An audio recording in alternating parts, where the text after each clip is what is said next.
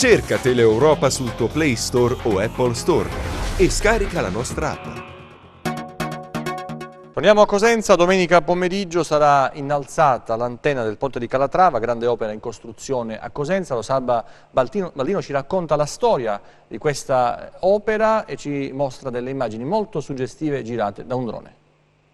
Ecco come cambierà Cosenza con il ponte di Calatrava. Le immagini girate dal drone ci permettono di vedere dall'alto l'infrastruttura che sarà cerniera tra il centro storico e il centro commerciale della città. L'opera concepita 17 anni fa, esattamente il 3 maggio del 2000, quando il famoso architetto spagnolo incontrò l'allora sindaco Giacomo Mancini. Alle parole seguirono i fatti e nel luglio dello stesso anno fu presentato il progetto. Il ponte strallato, cioè sospeso, retto dagli stralli, si tratta di alcuni cavi ancorati a piloni di sostegno con le 4 corsie veicolari e una pedonale per una lunghezza di 120 metri e 22 metri di larghezza. La spesa prevista allora per il solo ponte era di 16 miliardi di vecchie lire. Oggi quel progetto è nella fase finale. Sarà, ripetono gli esperti, non solo un elemento di collegamento di 2 zone diverse della città, ma anche di urbanizzazione, e darà impulso e nuova vita alla città dei Bruzi. C'è attesa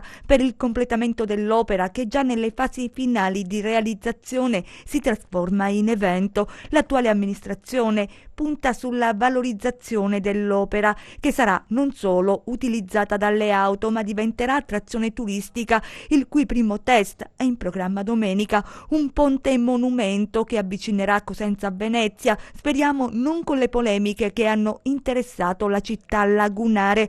Il fiume Crati resterà sullo sfondo del ponte di Calatrava o sarà fruibile, attrezzato per come previsto dallo stesso progetto. Un'opera che attraversa la baraccopoli di via Reggio Calabria, finora nascosta. Il ponte la scopre in tutta la sua complessità. Sarà questa l'occasione per la bonifica di un luogo. Intanto l'attenzione adesso è concentrata sui lavori da ultimare. I tempi sono stretti. Il ponte, come raccontano bene le immagini, spinge la città in avanti verso il futuro.